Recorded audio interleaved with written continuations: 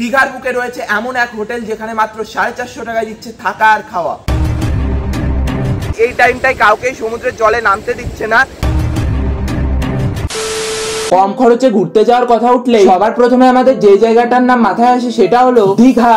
So hey guys, good morning and welcome back to a fresh new blog from বাড়ি।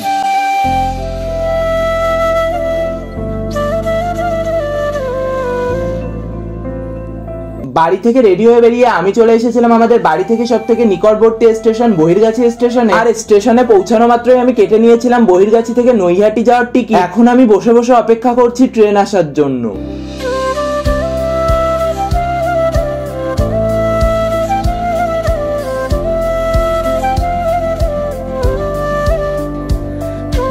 যাক guys, দীর্ঘ 1 ঘন্টা journey করার পর আমরা এসে পৌঁছালাম হচ্ছে নৈহাটি জংশনে। আর এখান থেকে আমাদের হচ্ছে যেতে হবে এখন ব্যান্ডেলে, তারপর ব্যান্ডেল থেকে আবার যেতে হবে হচ্ছে হাওড়াতে। আমরা মানে পুরো ঘুরলি পথে করে যাচ্ছি, মানে একবারে এখান থেকে শিয়ালদা হয়েও যেতে পারতাম, কিন্তু সেটার থেকে আমাদের এটা বেশি সুবিধার মনে হলো। ভাবে বলতেছি গাইস আমি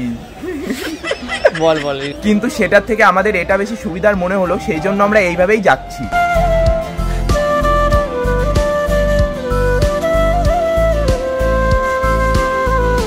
ব্যান্ডেল জংশন থেকে এখন আমি ট্রেনে উঠে পড়েছি। আর তারপর ওখান থেকে সকাল 11টা 22-এর Bandel to Howrah local train ধরে এখন আমরা যাচ্ছি সোজা হাওড়াতে। তো গাইস, তারপর আর আমি ভিডিও কন্টিনিউ করতে পারিনি, আর এখন চলে এসেছি হচ্ছে হাওড়া স্টেশনে।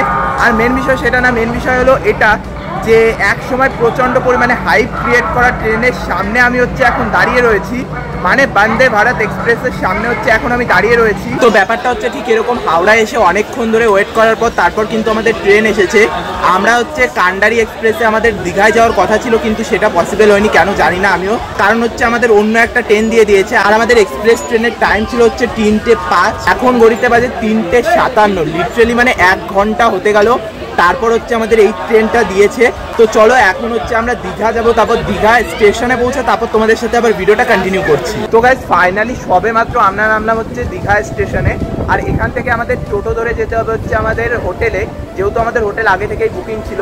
আর এতটা পরিমাণে লেট হয়েছে ভাবার বাইরে, আর এনার্জি একটুও আমার বেঁচে নেই। আমাদের এখানে আসার কথা ছিল 6:30টার মধ্যে, যদি সব কিছু ঠিকঠাক থাকতো, কিন্তু ট্রেন তো প্রচণ্ড পরিমাণে লেট হয়েছে, সেই জন্য আমরা এসে পৌঁছেছি 8:14 সময়। যাক গাইস, কালকে রাত্রের বেলা আস্তে আস্তে যেহেতু আমাদের অনেকটা পরিমাণে লেট হয়ে গেছিলো, সেই জন্য কালকে আমি আর একটু ভিডিওটা কন্টিনিউ করিনি। আর আজকে সকাল থেকে আবার ভিডিওটা কন্টিনিউ করছি। আর এখন থেকে ভিডিওটা জাস্ট আলাদা লেভেলের হতে চলেছে। তো ভিডিওটা স্কিপ না করে কন্টিনিউ দেখতে থাকো, তোমাদের সঙ্গে ফুল ডিটেলসে শেয়ার করবো যে আমরা কোন হোটেলে রয়েছি, তাছাড়া আমাদের রুমটা কেমন, সমস্ত কিছু এই ভিডিওর মধ্যে থাকবে। আর সকালবেলায় ঘুম থেকে উঠে আমাদের দাঁত ব্রাশ করা কমপ্লিট হয়ে গেছে, আর এখন যাবো হচ্ছে সকালের ব্রেকফাস্ট করতে। আমরা এখন চলে এসেছি সকালের ব্রেকফাস্ট করতে। আর আমরা নিয়েছি কিন্তু হচ্ছে এখানে নিয়েছি হচ্ছে ম্যাগি, আর এখানে নিয়েছি ডিম টোস্ট। প্রসূন নিয়েছে হচ্ছে ম্যাগি, আর আমি নিয়েছি হচ্ছে ডিম টোস্ট। আর এখানে তোমরা আরো অপশন পেয়ে যাবে, আরো অনেক অপশন পেয়ে যাবে। যেহেতু আমাদের এই দুটো ভালো লেগেছে, সেই জন্য আমরা এই দুটো অপশনই চয়েস করেছি। তোমাদের তো বলাই হয়নি যে আমরা কোন হোটেলে ছিলাম। আমরা ছিলাম হোটেল লোটাসে। রাতের বেলায় হোটেল লোটাসের ভিউটা ছিল ঠিক এরকম। হোটেলে ঢোকার প্রবেশ পথে তোমরা কিন্তু এরকম বসার জন্য দুটো সোফা পেয়ে যাবে। দাদা, বলছি যে আপনাদের হোটেলে কি সত্যি 450 টাকায় প্রোভাইড করা হয় এত কিছু? একদম দাদা, সত্যি। আমরা 450 টাকাতে 3 বেলা খাওয়া দাওয়া আর রুম প্রোভাইড করি। আর আপনাদের এখানে প্যাকেজের ভাড়াটা একটু বলুন। আমাদের প্যাকেজে হচ্ছে নন এসি ক্ষেত্রে 450 টাকা, আচ্ছা, এসিতে হচ্ছে 650 টাকা পার পারসন পার ডে। আচ্ছা, আপনি 3 বেলা খাবার পাবেন, ব্রেকফাস্ট, লাঞ্চ, ডিনার। আর বুকিংটা কিভাবে নেওয়া হয়? বুকিং আমাদের ফোনের মাধ্যমে বুকিং হয়। আমাদের বুকিং নাম্বার হচ্ছে 9831223112। আরেকটা নাম্বার হচ্ছে 9830073404।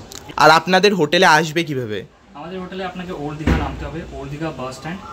ওখান থেকে আপনি হাঁটা পথে ম্যাক্সিমাম 5 মিনিটের মতন লাগবে। আর যদি আপনি ট্রেনে আসেন তাহলে ওল্ড দীঘা স্টেশনে নেমে আপনাকে টোটো করে আসতে হবে। এইবার চলো তোমাদের সঙ্গে আমাদের রুমটা শেয়ার করা যায়। যেহেতু আমরা টপ ফ্লোরে ছিলাম, সেই কারণে আমাদের ব্যালকনি ভিউটা ছিল খুবই সুন্দর। রুমের মধ্যে প্রবেশ করার সাথে সাথে তোমরা দেখতে পেয়ে যাবে একটা কিং সাইজের বেড। আর তারই সঙ্গে আমাদের রুমের মধ্যে ছিল ফ্যান, এসি, টিভি আর একটা মিরর। অন্যদিকে আমাদের রুমটা ছিল খুবই সুন্দরভাবে ডেকোরেটেড, যেটা তো তোমরা নিজের চোখেই দেখতে পাচ্ছ। আর তার সাথে আমাদের রুমের সঙ্গে যে অ্যাটাচ বাথরুমটা ছিল, সেটা ছিল খুব সুন্দর, নিট অ্যান্ড ক্লিন।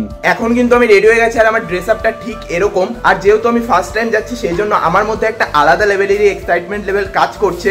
কারণ কোথাও ফার্স্ট টাইম গেলে একটা খুবই ভালো লাগে, সেটা তো তোমরাই জানো। তো তো চলো এখন যাবো সমুদ্র, আর সমুদ্রকে তোমাদের সঙ্গে ভিডিওটা শেয়ার করছি। তো ফাইনালি আমরা কিন্তু এখন চলে এসেছি সমুদ্রের সামনে, আর আমরা কিন্তু এসেছি ওল্ড দীঘাতে। আর আমার পেছনেই দেখতে পাচ্ছ সমুদ্র রয়েছে, আর প্রচন্ড পরিমাণে হচ্ছে আওয়াজ আসছে সমুদ্রের স্রোতের, যেহেতু হচ্ছে এখন জোয়ার চলছে। আর এই টাইমটাই কাউকেই সমুদ্রের জলে নামতে দিচ্ছে না। আমরা যদি স্নান করি তাহলে পরে আমাদের আবার আসতে হবে। আমাদের হোটেল থেকে ওল্ড দীঘাটা মাত্র 2 মিনিটের রাস্তা, হেঁটে রাস্তা 2 মিনিট। এইখানটায় কিন্তু খুবই সুন্দর সুন্দর জায়গা রয়েছে, মানে তোমরা বসে থাকতে পারবে, বসে মানে চিল করতে পারবে এক কথায়। পেছনে আমার ব্যাকগ্রাউন্ডে দেখতেই পাচ্ছ খুবই সুন্দর সুন্দর জায়গা রয়েছে। কিন্তু দুঃখের বিষয় একটাও ভালো ভালো আমরা ফটো তুলতে পারছি না, কারণ এমন টাইমে এসেছি মানে রোদটা এমন ভাবে পড়ছে পুরো কালো হয়ে যাচ্ছে এক কথায় বলতে গেলে। সমুদ্র থেকে সবেমাত্র আমাদের হোটেলে আসলাম, আর ওখানে না ঠিকমতো একটা ফটো তুলতে পেরেছি না ঠিকমতো একটু ভিডিও করতে পেরেছি, কারণ এই টাইমটায় আমরা গিয়েছি মানে প্রচন্ড পরিমাণে রোদ আর প্রচন্ড পরিমাণে এক কথায় গরম লাগছে। কিন্তু ওখানে সবাই স্নান করছে, কিন্তু আমরা স্নান করলাম না। রুম থেকে ফ্রেশ হয়ে স্নান করে আমরা কিন্তু চলে এসেছি দুপুরে লাঞ্চ করতে। আর দেখতেই পাচ্ছ আমার সামনে রয়েছে কত রকমের আইটেম, ভাত, লেবু, পেঁয়াজ, শাকের তরকারি, শুক্তো, ডাল, পাপড় ভাজা। থালায় যা যা দেখতে পাচ্ছ এইগুলো কিন্তু তোমরাও সেমই পাবে। আর যদি তোমরা এখান থেকে এই সামনের আইটেমগুলো এখান থেকে যে কোনো একটা আইটেম পাবে, এই 3টে আইটেম কিন্তু তোমরা পাবে না, যে কোনো একটা আইটেম তোমরা পাবে। এখানে রয়েছে রুই মাছ, ভোলা মাছ। যদি তোমরা মাছ না খাও কেউ তাহলে কিন্তু তোমরা এখান থেকে পেয়ে যাবে ডিম কারি। আর ডিম কারি যদি তোমরা নাও এখান থেকে কিন্তু তোমরা 2টো ডিম পাবে। চলো এবার তোমাদেরকে খেয়ে বলা যাক যে কেমন খেতে। সবার প্রথমে একটু ভাত নিয়ে, তারপরে এখানে সবজির তরকারি নিয়ে, জাস্ট এক কথায় ফাটাফাটি খেতে। সকালের ব্রেকফাস্টটাও পারফেক্ট ছিল, তাছাড়া কিন্তু দুপুরে লাঞ্চটাও জাস্ট এক কথায় ফাটাফাটি। খাবারের কোয়ালিটি থেকে কোয়ান্টিটি সবকিছু জাস্ট এক কথায় টপ নচ। তারপর কিন্তু আমরা চলে এসেছি হচ্ছে এখন রাতের ডিনার করার জন্য। এবার চলো তোমাদের সঙ্গে শেয়ার করা যাক যে রাতের ডিনারে কি কি আইটেম তোমরা পাবে। সবার প্রথমে এখানে রয়েছে হচ্ছে কিন্তু ফ্রাইড রাইস, আর তার সঙ্গে রয়েছে চিলি চিকেন। আর এটা যদি তোমরা না খাও তাহলে তার বদলে রয়েছে কিন্তু রুটি আর এখানে চিকেন কষা। আর এটাও যদি তোমরা না খাও তাহলে তার সঙ্গে রয়েছে কিন্তু বিরিয়ানি। আর এই 3টের মধ্যে যদি তোমরা কোনো কিছুই প্রেফার না করো তাহলে তোমরা কিন্তু ভাতের সঙ্গেও চিকেন কষা পেয়ে যাবে। দেখো গাইস, বাঙালির সব থেকে যেহেতু প্রিয় আইটেম হচ্ছে বিরিয়ানি, সেই জন্য সমস্ত আইটেম সাইডে রেখে আমি নিয়ে নিয়েছি হচ্ছে বিরিয়ানি। আর বিরিয়ানিটা দেখতেই পাচ্ছ কতটা লোভনীয় লাগছে। চলো এবার খেয়ে তোমাদের টেস্টটা বলা যাক যে কেমন খেতে। সবার প্রথমে একটু রাইসটা খাওয়া যাক।